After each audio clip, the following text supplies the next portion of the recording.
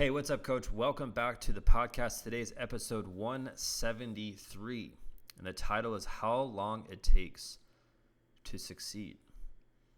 Before we dig into the episode, make sure and leave us a review here on iTunes. This way we can help more coaches. If you listened to the last episode, I told you what fuels me, and we talked about what fuels you to be successful. And that's a really important episode. If you missed it, make sure and go listen to it. But if you can leave us a review here, that means the world to me. This way we can help more coaches with their business and we can help more kids. That's what I want to do. I want to help more kids. And this is such a loaded question. Like, how long does it take to succeed? I think if everyone knew the exact answer, then most people would just stick it out. And they'd be like, oh, well, it's going to take 10 years, so if I know it's going to take 10 years exactly, I'm probably going to do it. And some people would be like, it's too long. I'd rather do something else. But the reality is everyone is different. And I'll give you a couple of examples. I've seen some coaches in our mastermind program within a 90-day period of time quit their job and be making between $3,000 and $5,000 a month for the next 6 to 12 months. Right? I've also seen people who have taken a year to do something like that. I've also seen some people who've taken 2 or 3 years to do something like that. I've seen some coaches who have reached like $10,000 to $15,000 a month. Did they do that in month one? No. Maybe they had their business for up and going for the last 3 or 4 years. But I think the real question to ask is, define success. Because if you just think about, well, I have to make this amount of money to be successful, like what is that amount of money? Like how can you quantify that? And I always thought in my head, man, if I can make $5,000 a month, I'm going to be living the good life. I used to think that because I wanted to have everything set up to where it was like, man, I got all my bills paid, saving a little bit of money. I'm training a certain amount of hours every week. I can go play some golf. I can sip on some margaritas on the weekend. I used to think that was living the life. And then I realized, man, I'm really limiting my thinking here because, I'm not really helping that many kids here. And I could go to a different stratosphere financially if I realize that the product and program I have is really good. And then I started to change my thinking and started to hang out with people who are more successful. But if you define success just about money, like it'll be a never-ending cycle, and you'll never know how long it's going to take to succeed if you just attach a dollar amount to it. The way I look at it is, if you're successful, that means you are doing the thing you like doing, and you get to do it every day, period. So that could mean you're making enough to quit your job.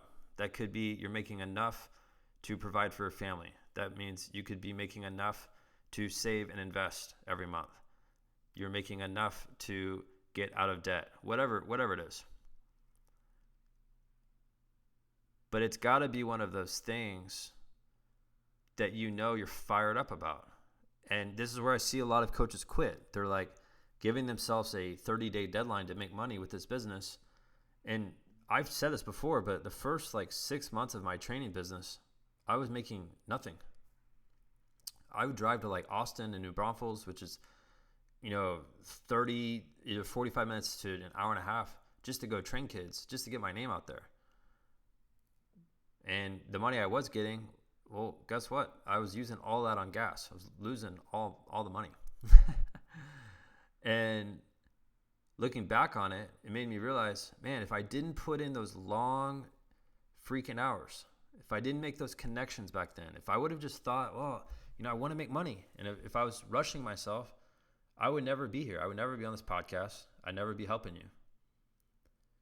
But if you are in this for the long haul and you reframe how you think about success, which it should be, man, I get to wake up and do the thing that I like doing.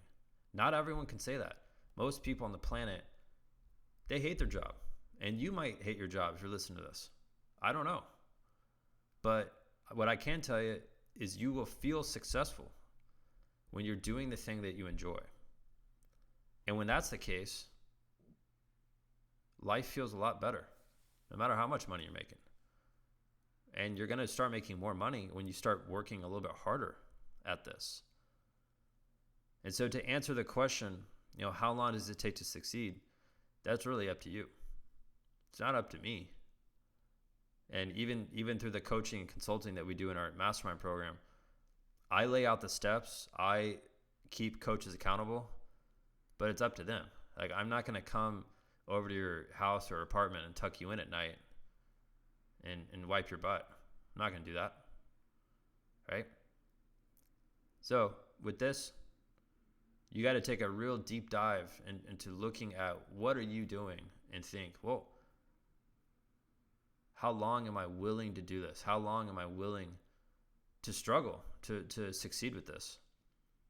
And when you can answer that, like, you'll know you're in it for the long haul. If you just want to do things where it's real quick and you're just trying to chase the next bright, shiny object, this business is not for you. I can tell you that. I've dealt with so many coaches in the past who are super hyped up when they listen to my podcast. They buy one of our products and then they're like, oh crap, now I need to do work.